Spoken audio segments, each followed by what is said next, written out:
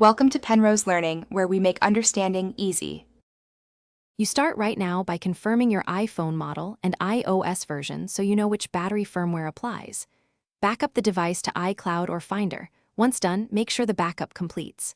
Charge to over 20% or plug in a light. This prevents shutdown during diagnostics. Gather tools, a pentalobe screwdriver and a spudger.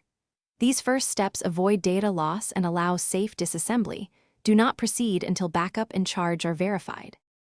Once done with prep, check settings battery health and read the unverified message. Note any serial mismatch.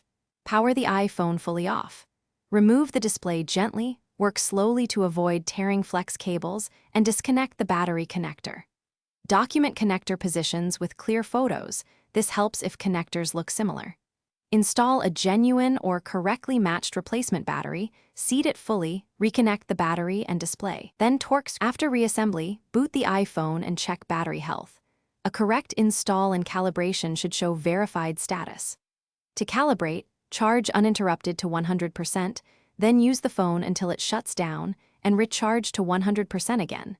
This helps the system measure capacity accurately. If the unverified label persists, power down and recheck connectors and seating. Once connectors are confirmed, consider reflash options if you have tools, or take it to Apple-authorized service. This single troubleshooting step resolves most recognition errors.